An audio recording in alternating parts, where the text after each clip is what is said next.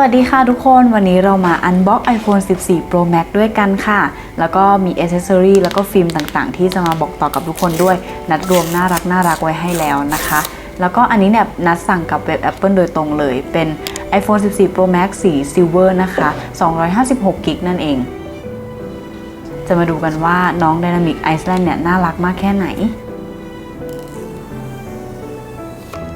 อย่างรุ่นล่าสุดที่ตอนนี้นะใช้อยู่ก็เป็น12 Pro Max นะคะเพราะฉะนั้นขนาดก็จะพอๆกับตัว14 Pro Max อันนี้เลยถ้ามาเทียบกันดูแล้วนี่รู้สึกว่ามันค่อนข้างเป็นขาวที่คนละโทนกันเนาะแต่ว่าที่เห็นชัดคือกล้องใหญ่กว่ามากนะคะแล้วก็ความนูนนี่ใช้ได้เลยทีเดียวนี่ไงเจอแล้วน้อง Dynamic Island น่ารักเนาะแล้วข้างในกล่องก็จะเป็นพวกสายชาร์จอะไรต่างๆเหมือนปกติเลยนะคะ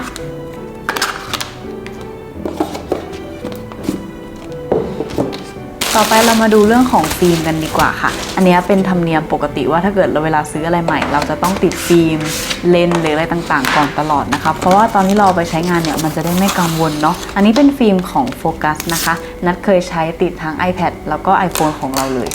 เวลานัดติดอะไรแบบนี้นะจะรู้สึกว่าตัวเองเหมือนเปิดร้านเป็นของตัวเองเพราะว่าจะต้องค่อยๆนั่งละเมียดละไมติดเขาแต่ทุกคนสามารถติดเองที่บ้านได้นะคะเพราะว่าเขามีอุปกรณ์ในกล่องให้ครบเลย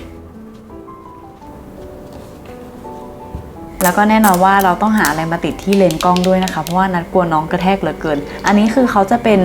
วงแหวนครอบเลนส์ของตัวกล้องไปเลยเราก็แค่ทาบเขาลงไปนะคะแล้วค่อยๆแกะออกเขาก็จะติดให้เราโดยอัตโนมัติเลยซึ่งมันง่ายมากแล้วก็เนียนเหมือนเราไม่ได้ติดเลยค่ะส่วนอันนี้เป็นบรรดาเคสอ c เซสซอรีต่างๆที่นัดรวมมาให้นะคะแล้วก็นัดอยากได้เองด้วยอย่างแรกเลยเป็นอันนี้ค่ะเป็นเคสสุดมินิมอลที่มันจะมีความเป็นโฮโลแกรมเล็กๆไม่แน่ใจว่าทุกคนเห็นไหมแต่ว่ามันแบบโฮโลแกรมแบบมินิมอลมากจริงๆนะคะเวลาที่เราใส่ไปเนี่ยแล้วมันโดนแสงมันก็จะเหลือบเบาๆน่ารักแบบนี้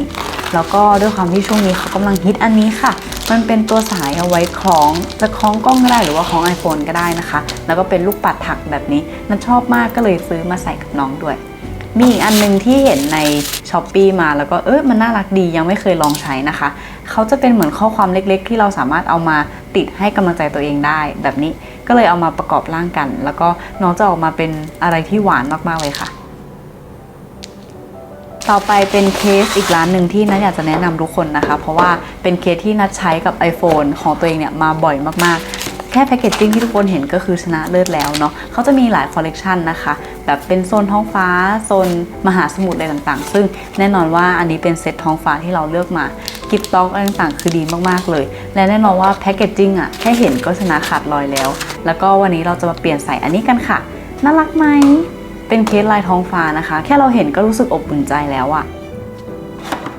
แล้วก็แน่นอนว่าเราต้องติดกิฟต์ต็อกด้วยเราก็ถึงเวลาย้ายเครื่องกันแล้วค่ะเราสามารถทำตามขั้นตอนของเขาได้เลยแล้วก็ไปตกแต่งหน้าจอน่ารักกัน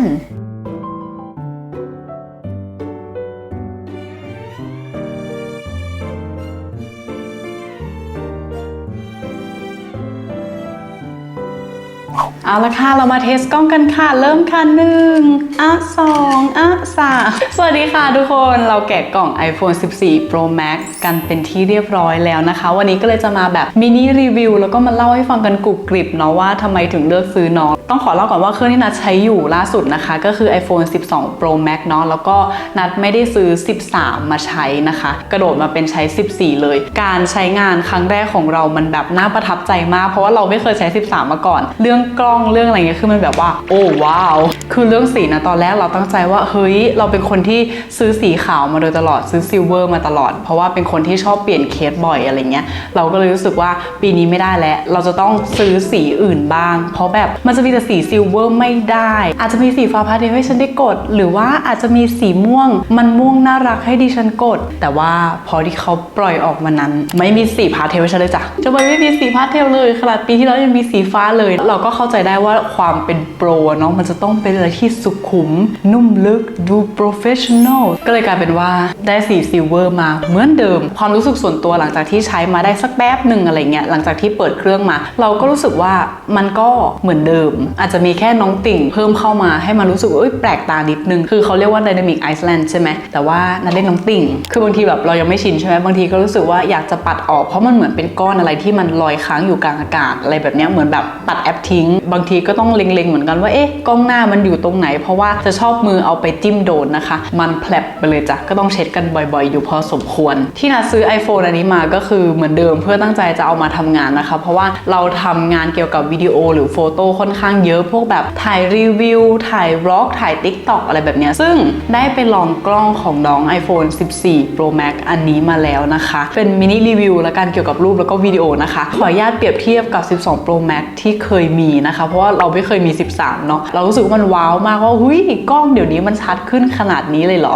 ลองตั้งโต๊ะถ่ายแนวคาเฟ่บล็อกอะไรใดๆแล้วก็ลองถ่ายรูปเล่นดูตอนถ่ายความชัดคือมันชัดขึ้นอยู่แล้วแบบชัดมากถ้าเกิดทุกคนสังเกตดีๆก็คือมันจะมีความละลายหลังนิ่มๆนวลๆนะคะแต่ว่าจากการที่ถ่ายไปถ่ายมาสังเกตได้ว่า iPhone 14 มันมีความเป็นโทนเย็นมากขึ้นซึ่งนัดอะเป็นคนที่ชอบโทนอุ่นแบบฝั่งซ้ายมากกว่าแต่ก็คิดว่าก็ไม่เป็นไรก็เดี๋ยวเอาไปปรับในไลท์รูมหรืออะไรก็ได้นะคะลองถ่ายเซลฟี่กล้องหน้าตัวเองไปรู้สึกว่ากล้องแบบเก็บรายละเอียดได้ดีมากๆเลยเส้นผมอะไรเงี้ยเห็นชัดรูขุมขนฉันก็เห็นชัดเหมือนกันจนรู้สึกว่าโอ๊ยบางทีมันก็ชัดไปแล้วก็ไปลองถ่ายวิดีโอมา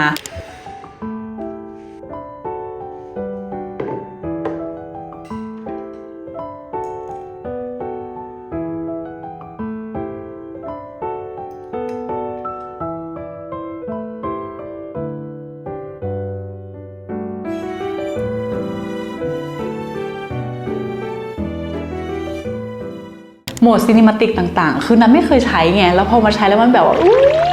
มันน่ารักมากเลยอ่ะคือเราสามารถแบบเลือกความชัดลึกชัดตื้นอะไรต่างๆด้วยการอีดิทในแอปโฟโต้ของเขาได้เลยแล้วมันก็แบบออกมากรุบกริบแต่น่ะชอบน้องนะคะก็เลยคิดว่าน่าจะได้ถ่ายวิดีโออะไรต่างๆจากเครื่องนี้แบบชัดตาแตกกันไปเลยหนูจะต้องทำการคืนทุนให้แม่ด้วยนะคะแปะจะฝากทุกคนติดตามด้วยเพราะว่าเดี๋ยวเราเนี่ยจะทำรีวิวเกี่ยวกับกล้องของน้องนะคะก็คือจะบล็อกทั้งวันด้วย iPhone 14 Pro Max เลยมาดูกันว่าคุณภาพของภาพและวิดีโอเนี่ยมันจะออกมาเป็นยังไงแล้วก็เหมือนเดิมเลยนะคะตามธรรมเนียมช่องเราพวกอ c เซสซอรี่เคสอะไรต่างๆแล้วก็รวมถึงวอลเปเปอร์เนี่ยนัดแนบไว้ให้ใต้คลิปเป็นที่เรียบร้อยแล้วถ้าเกิดชอบก็ลงไปดูใต้คลิปได้เลยนะคะเพราะฉะนั้นไว้เจอกันใหม่คลิปหน้านะคะทุกคนบ๊ายบายค่ะ